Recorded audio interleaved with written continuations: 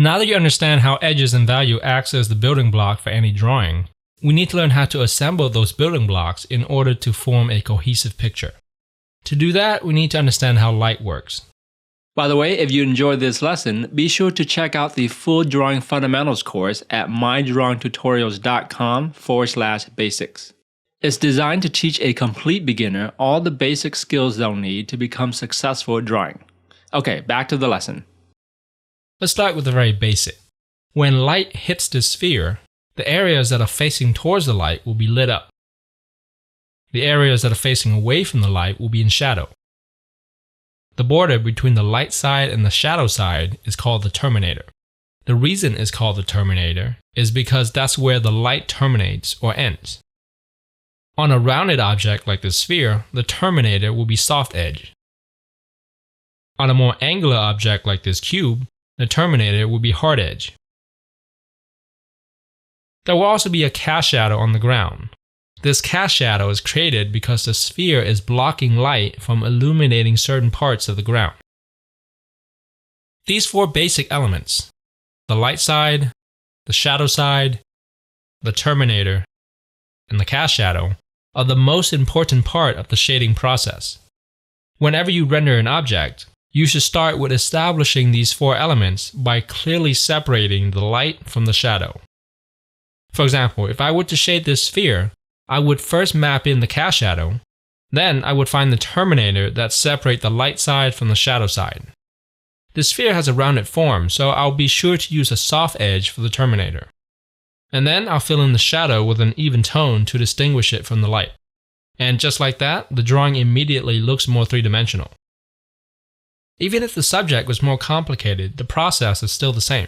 Map in the cast shadow, establish the terminator, and fill in the shadow side.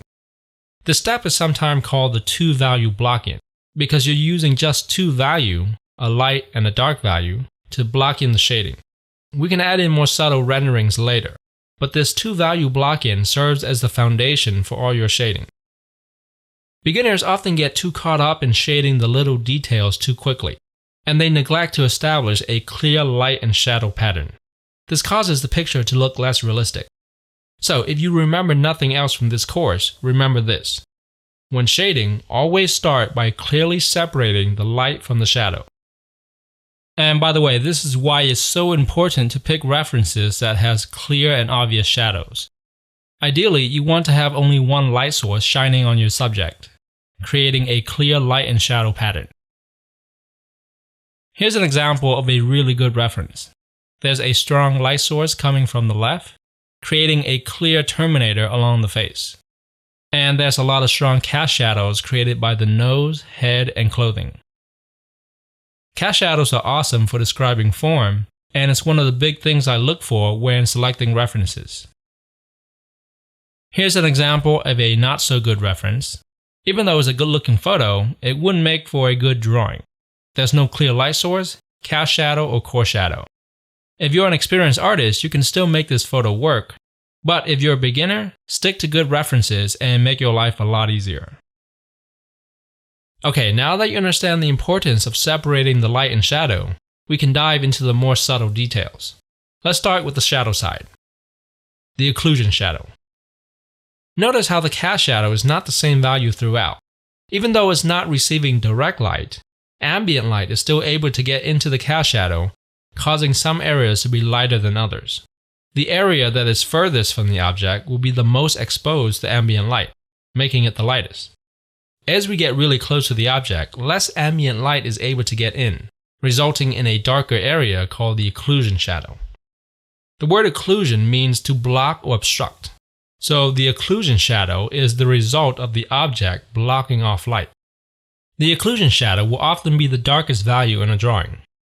In addition to the value, the edge of the cast shadow is also affected by the ambient light. The cast shadow starts out with a hard edge near the object, and gradually becomes softer as we move further out. The core shadow and reflected light.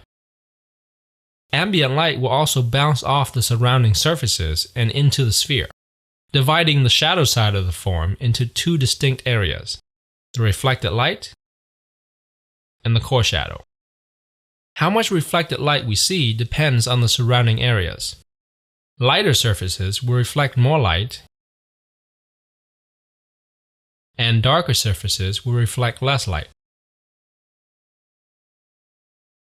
A colored surface can even tint the reflected light with its color. It's also possible to have no reflected light. For example, in outer space, there's no surrounding surface to bounce light into the shadow side of this moon. Since there's no reflected light, there will also be no core shadow, only an undifferentiated shadow side. Notice how without the reflected light and core shadow, the object doesn't look as three-dimensional. The reflected light and core shadow are great for conveying the form of an object, so much so that many artists will exaggerate them in their work, or cheat them in even if they're not present in the reference. Okay, that takes care of the shadow family. Now let's cross over to the other side of the Terminator and talk about the light family. The light side consists of the center light, halftone, and highlight. Center light and halftone. Here we have a top view diagram of a sphere. There's us looking at the sphere, and there's the light source shining on the object. The first thing we want to notice is that the light does not illuminate every part of the sphere equally. This portion of the sphere is perpendicular to the light rays, and so it will catch the most light. This area is called the center light, which we'll define as the part of the object that is facing the light most directly. As we move out from the center light, the surface of the sphere begins to turn away from the light, and therefore receive less of it. This results in a darker area called the halftone. As the sphere continues to turn, there comes a point where the surface of the sphere is turned away from the light rays altogether, and therefore it will not receive any direct light. This is where the Terminator appears. And of course, everything on the other side of the Terminator will be facing away from the light and be in shadow. You can think of the halftone as the transition between the center light and the shadow side. The highlight. When an object is more reflective, some of the light rays will also bounce off the surface and reflect into our eyes. This will cause us to see a very bright spot on the object. This bright spot is called the highlight. The highlight is essentially a reflection of the light source, and it will often be the lightest value in a drawing. What distinguishes the highlight from all the other elements of shading is that the highlight will actually shift location depending on the position of the viewer. For example, if we were to move and look at the sphere from this position, we would see the highlight in a slightly different spot, although the other elements of shading, like the center light, Terminator, and cast shadow, will still remain in the same place on the sphere. The strength of the highlight will depend on the reflectivity of the object. This first object has a matte surface, so it's not reflective enough to create a highlight, although it will still have a center light. The second object is more reflective, so it does have a highlight. We can use this knowledge to play with the look of an object. If you want your object to look more matted, tone down or even get rid of the highlight. If you want it to look more shiny, make the highlight more intense. Now, how should we depict all these elements of shading in a drawing? Well, if we were to rank all these elements in terms of value, we would have the highlight as the brightest, followed by the center light, and then the halftone. After that would be the reflected light. Next would be the core shadow / cast shadow. And lastly, the occlusion shadow will be the darkest. When shading, it's very important that you maintain this relationship between the different elements. You can choose to use a wide value range, where the highlight is all the way on one end of the value scale, the occlusion shadow is on the other, and all the other tones are spread out in between. Or you can use a narrow value range where everything is more compressed towards the center. As long as you maintain that hierarchy between the elements, your drawing will look realistic. Sure, a narrow value range will look more muted, but at least it will still look right. It's when you violate the hierarchy and get the tones mixed up that you'll break the illusion of form. Okay, that was a lot of information. So go ahead and review this lesson a few times to make sure you understand the concepts. And then I'll see you in the next lesson. Well, I hope you enjoyed this lesson, and if you did, make sure to check out the full Drawing Fundamentals course at mydrawingtutorials.com/basics.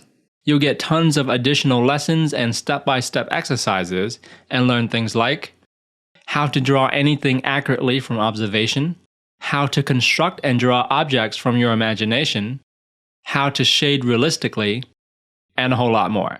So if you're ready to improve your drawing skills, head over to mydrawingtutorials.com/basics or click the link below.